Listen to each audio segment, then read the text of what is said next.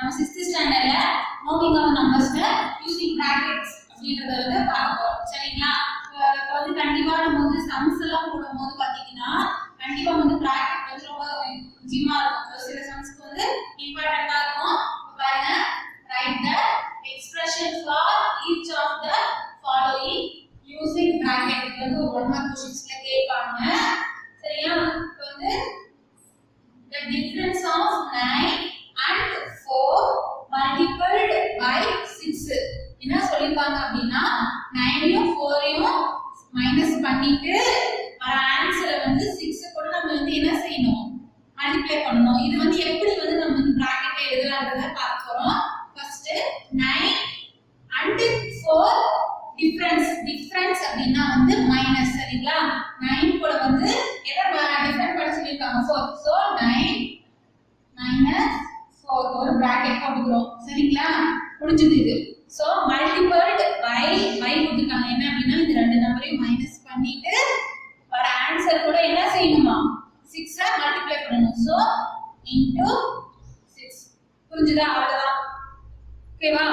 Next the sum of 30 and 2 divided by 5.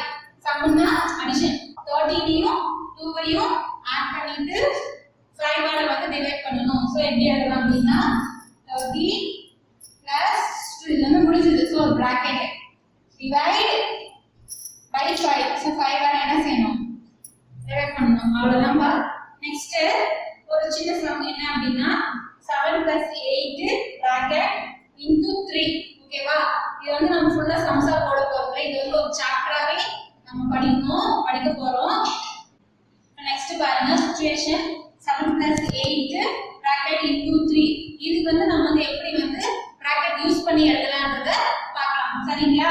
பாருங்க, இந்த 7 first வந்து இந்த 7 இருக்கா, 7 வந்து 3 ஆல மல்டிப்ளை பண்ணி ஒரு bracket போடலாம். 7 வந்து 3 ஆல மல்டிப்ளை பண்ணி ஒரு bracket போடலாமா?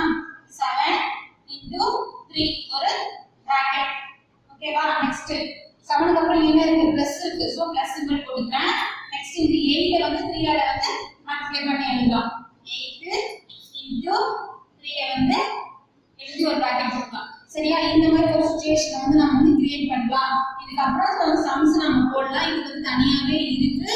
நான் வந்து இதுக்கு வந்து நான் அப்புறமா இது வந்து நான் இன்னொரு கிளாஸ்ல வந்து சொல்லி தரேன். சரிங்களா?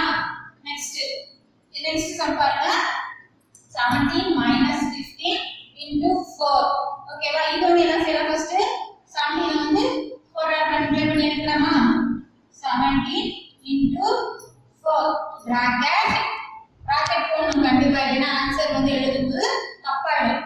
சோ அடுத்தது இருக்கு minus 15 into 4. 15 into 4. கண்டிப்பா இது வந்து 1 மார்க் क्वेश्चंसல கேட்பாங்க.